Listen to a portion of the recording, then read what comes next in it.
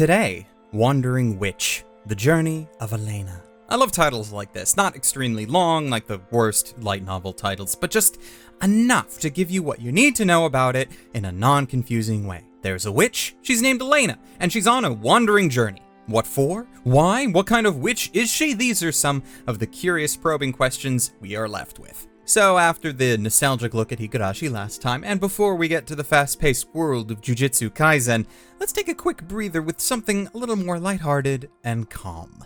Welcome to First Reaction. Let's jam.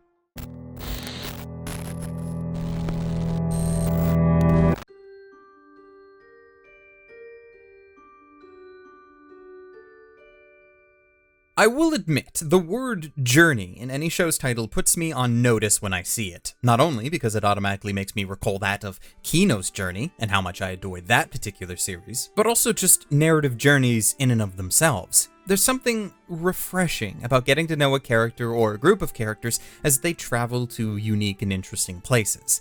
When it's done right, anyways. The issues that come up with these narratives is that it sometimes takes a while to get a handle on the main character. You might end up being too busy trying to piece together the world or the unique locales, that the lens upon which you are supposed to experience everything becomes a bit cloudy. Now you can try to bypass this by doing something similar to Mushishi, where the main character is, on the outside, fairly simplistic enough to not infringe on any episode's narrative, while being mysterious and intriguing enough to keep the viewers interested throughout the show. Wandering Witch does something a bit different, and while I'm not entirely sure if I'm a fan of this route just yet, I can at least say that it hasn't turned me off the series. So it must be doing something right. See, normally, like Mushishi, like Kino, episode 1 takes place in somewhat of the middle of the character's journey, or at least not the very beginning of it. It helps to set the stage and to set expectations for what an average episode of this journey will be like, leaving room for episodes down the line to backtrack and cover the backstory of how, or perhaps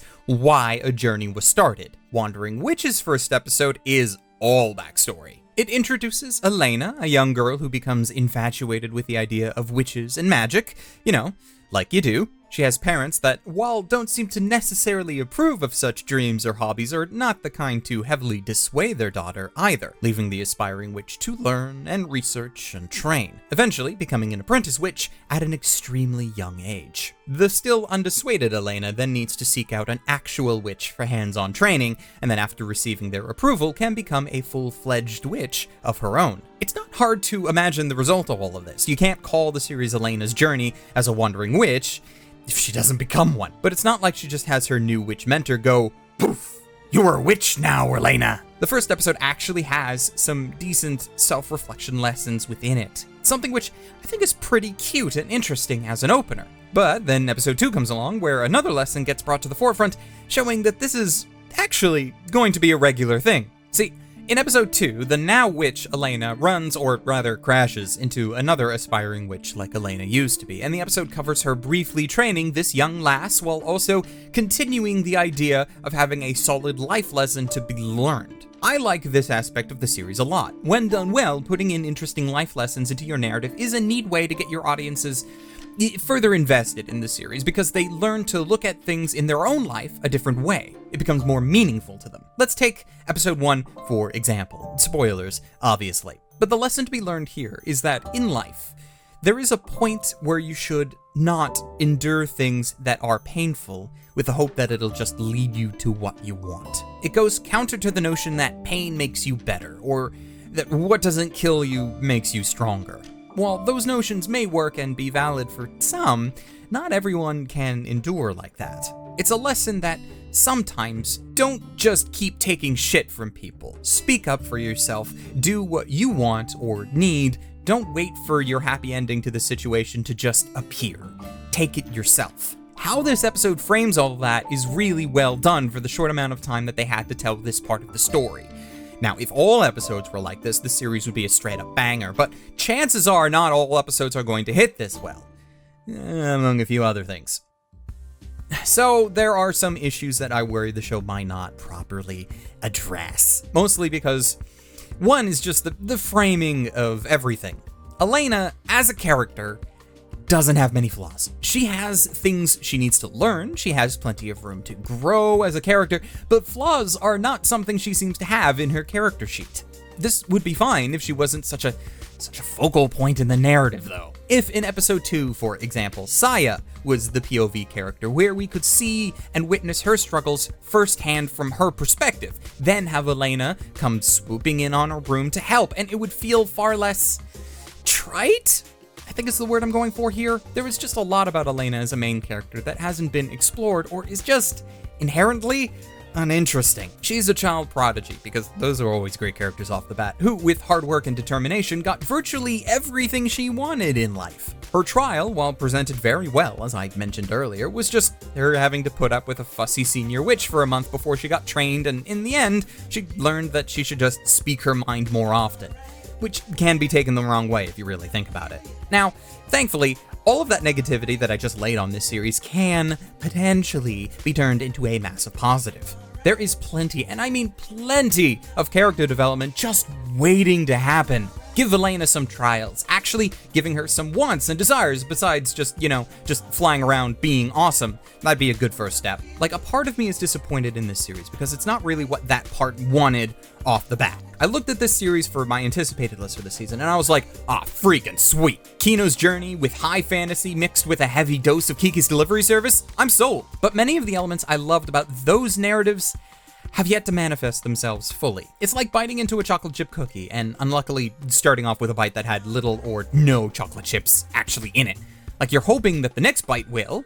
This cookie does seem to have chocolate chips in it, but you're really hoping that it has more than just the 1 or 2 sprinkles on the top. If this follows properly in the footsteps of others in the genre, then this is just some growing pains that will bloom into a pretty great series that I'll enjoy a lot. If not, then it'll just continually be Elena's magical mystery tour where she solves every problem with her awesomeness. Not as great. Perhaps still interesting and enjoyable, depending, but there's also a decent likelihood for it to hit my dropped pile by episode 4. I've been really trying to rack my brain through the initial 2 episodes to try and find some foolproof, proof that things could be on the up and up. But barring reading the light novel, which, yeah, I could do, that just feels like cheating, there wasn't much, but I went looking anyways. Because episode 1 is all backstory, though there is a decent amount of world building there with how some of the magic works. There are confirmed potions and wands in the broom, obviously, and a wide range of what magic is capable of. Like just that little hint when Elena's trainer flies away and her whole treehouse just pops out of existence, that's a nice touch. And this continues in episode 2, where Elaina fixes some broken roof tiles with time reversal magic. It's very specifically time reversal magic, not a mending spell or some easy such thing. No, we are altering the fabric of space and time in order to show off to our kohai. So there's lots to enjoy here, and it is a fun, upbeat series. I guess I just have the weight of massive expectations that is probably completely unfair of me to place on this series. Really, I just want to know if the narrative is going to shit the bed or not. Okay, screw it. Where's the first volume of the light novel? A little later. Alright, now I am significantly relieved on where the story might end up going. This is good. Thankfully. Should you watch Wandering Witch? Tentatively, yes. The initial episode is really strong, and there is a whole bunch of potential here. But anime as of late have had me jaded on how they handle potential. Stay tuned for a post-mortem I'm trying to cook up on last season's decadence, unless, I get so frustrated I toss it in the bin. I'd like to be hopeful about Wandering Witch, though, so let's go with yes. Yes, and perhaps I'll just, regret that later. Check out my Twitter to find out if I ever drop this series.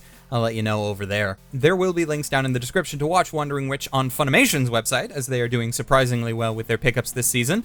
Good for them. Perhaps because of this, they will fix their UI. No, I'm not going to stop harping on that. They'll fix it eventually. Also, if, like me, you get impatient about the story, the light novel for the series can be purchased digitally from our good friends over at Bookwalker, and there will be a coupon code in the description to help you out on your first purchase from them if you've never bought from them before.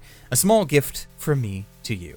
Lastly, of course, I do absolutely want to give major thanks to our patrons, who, without which I would not be able to do what I do. Your patronage is extremely appreciated. And specifically, a very, very special thanks to patrons Wago221, Calhoun Boy, Hector Montemayor, Richard Emil Bradley, Rune Jacobson, Ryfen Bonaparte, and Siri Yamiko, because you guys are especially awesome, and I thank you. if you missed the thing at the start of the video, Jujutsu Kaisen is next, you know, unless I determine that that's just a horrible, horrible idea and I'll never be able to properly encapsulate that in a video, but, you know, we'll see. So keep an eye out for that in the next little while. And until then, ladies, gentlemen, and others, watch more anime and stay frosty. Bye-bye.